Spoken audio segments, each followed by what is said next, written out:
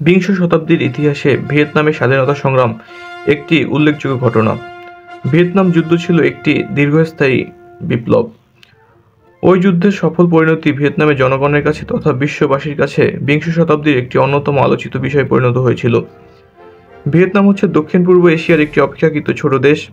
দখলদারিত্বের বিরুদ্ধে দেশটির সংগ্রামের ইতিহাস দীর্ঘদিনের। চীন, জাপান, ফ্রান্স ও যুক্তরাষ্ট্রের দখলদারিত্ব তথা ঔপনিবেশিক শক্তির বিরুদ্ধে যুদ্ধ করে দেশটি জয়ী হয়েছিল। 1945 সালে দেশটি স্বাধীনতা ঘোষণা করলেও অচিরে দেশটি ফরাসি সাম্রাজ্যবাদের ও পরে মার্কিন যুক্তরাষ্ট্রের নিয়ন্ত্রণে চলে যায়। এ সময় বিদেশি প্রভুরা তাদের স্বার্থ টিকিয়ে রাখার জন্য দেশটি ভাগ পর্যন্ত করেছিল। 1976 সালের 2রা জানুয়ারি দুই ভিয়েতনাম একত্র হওয়ার আগ পর্যন্ত ভিয়েতনামের স্বাধীনতা সংগ্রাম অব্যাহত থাকে।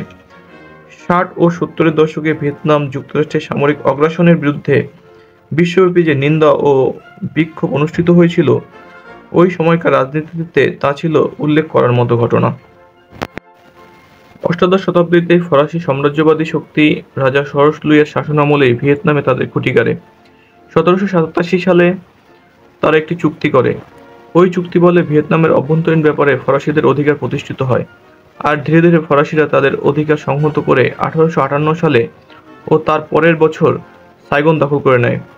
1884 সালে ভিয়েতনামের শেষ স্বাধীন রাজাকে তারা আশ্রিত সরকারে পরিণত করে। ব্যাহত ওই সময় থেকেই ভিয়েতনামে ফরাসিদের সরাসরি উপনিবেশে পরিণত হয়। একই সাথে তারা লাওস ও কাম্পুচিয়া দখল করে 3টি দেশকে একত্র করে ইন্দোচীন নাম দেয়। ইতিহাস বলে ফরাসি উপনিবেশবাদের বিরুদ্ধে ভিয়েতনামী জনগণ 1860 সাল থেকে গেরিলা যুদ্ধ করে। পর্যায়ক্রমে সেই গেরিলা যুদ্ধের নেতৃত্ব চলে যায় ভিয়েতনাম কমিউনিস্ট পার্টির হাতে। আর এই কমিউনিস্ট পার্টির অভিসংবাদী নেতা ছিলেন হো চি মিন। 1924 সালের দিকে চীনের ক্যান্টনে প্রবাসী ভিয়েতনামী তরুণদের নিয়ে হো চি মিন গঠন করে ভিয়েতনাম বিপ্লবী যুব সমিতি। এই যুব সমিতি ছিল ইন্দোচীন কমিউনিস্ট পার্টি। এরপর 1930 সালের 3 ফেব্রুয়ারি হংকংয়ের কাছে কৌলনে ভিয়েতনামী বিপ্লবীদের এক সম্মেলনে গঠিত হয় ভিয়েতনাম কমিউনিস্ট পার্টি। কিন্তু অক্টোবর মাসে পার্টির কেন্দ্রীয় কমিটির প্রথম অধিবেশনে পার্টির নাম বদলে রাখা হয় ইন্দোচীনের কমিউনিস্ট পার্টি। 1940 সালের দিকে বিপ্লবী কর্মকাণ্ডে প্রত্যক্ষ অংশ নেওয়ার জন্য হো চি মিন ভিয়েতনামে ফিরে আসেন। ইতিমধ্যে দ্বিতীয় বিশ্বযুদ্ধ শুরু হয়ে যায়। ইন্দোচীন প্রত্যক্ষভাবে জাপানের নিয়ন্ত্রণে চলে যায় 1940 সালের আগস্টে। ওই সময়ে নভেম্বর মাসে পার্টির কেন্দ্রীয় কমিটির 7ম প্লেনামে জাপানি ফ্যাসিবাদী ও ফরাসি সাম্রাজ্যবাদকে শত্রু হিসেবে চিহ্নিত করে সশস্ত্র যুদ্ধের মাধ্যমে ক্ষমতা দখলের সিদ্ধান্ত হয়। ওই সময় পার্টি চীনের কুয়াংয়ে একটি প্রশিক্ষণ কেন্দ্রে স্থাপন করে। এখানে উল্লেখযোগ্য যে রাশিয়ায় 1917 সালে সমাজতান্ত্রিক বিপ্লবে ভিয়েতনামী বিপ্লবীরা উদ্বুদ্ধ হয়েছিল। ভিয়েতনামী কমিউনিস্ট পার্টি প্রথম দিকে চীন ও রাশিয়া দুটো দেশ থেকেই সাহায্য পেয়েছে। 1941 সালের শেষ দিক থেকে 1942 সালের মাঝামাঝি পর্যন্ত 8 মাস ধরে গেরিলা যুদ্ধ চলে।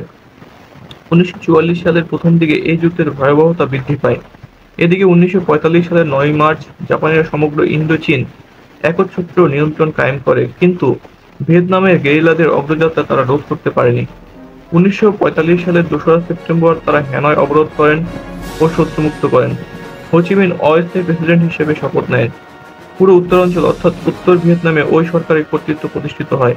অন্যদিকে বাও দাইকে প্রধান করে দক্ষিণ ভিয়েতনামে গঠিত হয় আরেকটি সরকার। দ্বিতীয় বিশ্বযুদ্ধের পর ব্রিটিশ বাহিনীর সহায়তায় ফরাসিরা দক্ষিণ ভিয়েতনামের তাবেদার সরকারের উপর চাপ অব্যাহত রাখে।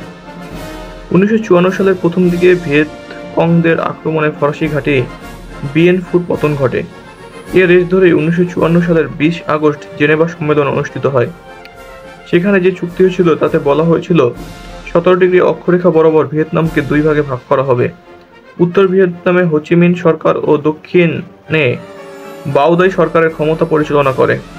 1956 সালে জুলাই মাসে সেখানে গণভোটের মাধ্যমে ভিয়েতনামের ভাগ্য নির্ধারণ হবে। লাওস ও কাম্পুচিয়ার স্বাধীনতা ও নিরপেক্ষতা নিশ্চিত করা হবে। নির্বাচন পরিচালনার জন্য 3 দেশের সমন্বয়ে একটি কমিটি গঠিত হয়, কিন্তু ওই নির্বাচন অনুষ্ঠিত হয়নি, কেননা দক্ষিণ ভিয়েতনামে একটি গণভোটের মাধ্যমে বাও দাইকে পদচ্যুত করে নাগো দিয়েম নিজেকে প্রেসিডেন্ট হিসেবে ঘোষণা করেছিলেন। তিনি নির্বাচনের ব্যাপারে আগ্রহী ছিলেন না। দায়েম সরকারকে যুক্তরাষ্ট্র সমর্থন করেছিল। 1963 সালে একটি অভ্যুত্থান দিয়েম সরকারের পতন ঘটিয়েছিল। এরপর দক্ষিণ ভিয়েতনামে একের পর এক সামরিক অভ্যুত্থান ঘটে। 1964 সালে টংকিং উপসাগরে মার্কিন নৌবাহিনীর উপর উত্তর ভিয়েতনামের বোমাবর্ষণের ফলে যুক্তরাষ্ট্র উত্তর ভিয়েতনামে বোমাবর্ষণের নির্দেশ দেয়। এর আগে 1961 সালে ভিয়েতনাম যুদ্ধে সৈন্য পাঠিয়ে যুক্তরাষ্ট্র ওই যুদ্ধে জড়িয়ে গিয়েছিল। এমনই এক পরিস্থিতিতে উত্তর ভিয়েতনামের উদ্যোগে দক্ষিণ ভিয়েতনামে গঠিত হয়েছিল জাতীয় যুক্ত ফ্রন্ট। এদিকে 1967 সালে দক্ষিণ ভিয়েতনামে মার্কিন প্রভাবাধীন একটি নির্বাচনে নয়গুন ভন থিউ প্রেসিডেন্ট নির্বাচিত হয়েছিল। শহর অঞ্চলে থিউ সরকার কিছুটা প্রভাব থাকলেও প্রত্যন্ত অঞ্চলে চলে গিয়েছিল লিবারেশন ফ্রন্টের নিয়ন্ত্রণাধীনে। উত্তর ভিয়েতনামে মার্কিন বোমাবর্ষণ বন্ধ ও বিপ্লবীদের সাথে একটি সমঝোতার পৌঁছানোর জন্য প্যারিসে শান্তি আলোচনা শুরু হয় এবং শেষ পর্যন্ত 1973 সালে 27 জানুয়ারি একটি চুক্তির মারফত যুদ্ধের সাময়িক বিরতি হয়। এরপর 1975 সালের 21 এপ্রিল দক্ষিণ ভিয়েতনামের প্রেসিডেন্ট থিও পদত্যাগ করলে জেনারেল ভ্যান মিন তার স্থলে প্রেসিডেন্ট হন। অন্যদিকে উত্তর ভিয়েতনামে হো চি মিনের মৃত্যুর পর তার স্থলাভিষিক্ত হয়েছিল টুন দাং থাং। দক্ষিণ ভিয়েতনামের বিপ্লবী সরকার 1975 সালের 30 এপ্রিল সাইগন দখল করে। এর মধ্য দিয়ে দুই ভিয়েতনামের একত্রীকরণের পথ প্রশস্ত হয়। একই সাথে লাওস ও কাম্পুচিয়াতেও সমাজতান্ত্রিক সরকার প্রতিষ্ঠিত হয়। এটা বলার অপেক্ষা রাখে না যে ভিয়েতনামের স্বাধীনতা আন্দোলন সারা বিশ্বের দৃষ্টি আকর্ষণ করেছিল। এই জাতি দীর্ঘদিন ছিল পরাধীন, তাই তারা যখন মুক্তি আন্দোলন শুরু করেছিল তখন বিশ্বের শান্তিপ্রিয় মানুষ তাদের পাশে এসে দাঁড়িয়েছিল। উপরন্তু মার্কিন নাপাম বোমাবর্ষণ সাধারণ শিশুরাও মারা যাচ্ছিল ভিয়েতনামে। তখন বিশ্ববাসীর সমর্থন নিয়ে ভিয়েতনাম কমিউনিস্ট পার্টি সেদেশের রাষ্ট্র ক্ষমতা দখল করেছিল। ওই সময় উন্নয়নশীল বিশ্বের প্রতিটি দেশে ভিয়েতনামের মুক্তি সংগ্রামের পক্ষে জনমত গড়ে উঠেছিল। এমনকি উন্নত বিশ্বের তরুণ সমাজ ছিল ওই যুদ্ধের বিপক্ষে, যার পরিণতিতে ওই সময় সারা বিশ্বজুড়ে যুক্তরাষ্ট্রের বিরুদ্ধে যেমনি ধিক্কার ধ্বনি শোনা গিয়েছিল, ঠিক তেমনি ভিয়েতনামের মুক্তি সংগ্রামের পক্ষেও জনমত গড়ে উঠেছিল। ওই সময় ভিয়েতনামের মার্কিন বোমাবর্ষণ অত্যাধুনিক বোমার ব্যবহার সর্বকালের রেকর্ড ছাড়িয়ে গিয়েছিল। পরিসংখ্যান অনুযায়ী জানা যায় ভিয়েতনাম যুদ্ধে মারা গিয়েছিল 30 লাখেরও বেশি মানুষ, যার মধ্যে 57,000 ছিল মার্কিন সেনা। 1975 সালে ভিয়েতনাম থেকে মার্কিন সেনা প্রত্যাহারের আগে 1973 সালের 27 জানুয়ারি প্যারিসে যুক্তরাষ্ট্র ও উত্তর ভিয়েতনামের মধ্যে একটি শান্তি চুক্তি স্বাক্ষরিত হয়। ওই শান্তি চুক্তির কারণে হেনরি কিসিঞ্জার ও লি ডাক থো 1973 সালে নোবেল পুরস্কার পেয়েছিলেন। এরা দুজন ছিলেন শান্তি আলোচনার যুক্তরাষ্ট্র এবং উত্তর ভিয়েতনামের মুখ্য আলোচক। যুক্তরাষ্ট্র ভিয়েতনাম থেকে সেনা প্রত্যাহারের আগে উত্তর ভিয়েতনামের সেনাবাহিনী দক্ষিণ ভিয়েতনামের তৎকালীন রাজধানী সাইগন দখল করে নেয়। 1976 সালে দুই ভিয়েতনাম একত্র হয়ে সমাজতান্ত্রিক ভিয়েতনাম হিসেবে আত্মপ্রকাশ করে। এভাবে ভিয়েতনাম জাতি স্বাধীন হয় দীর্ঘ সংগ্রামের মধ্য দিয়ে।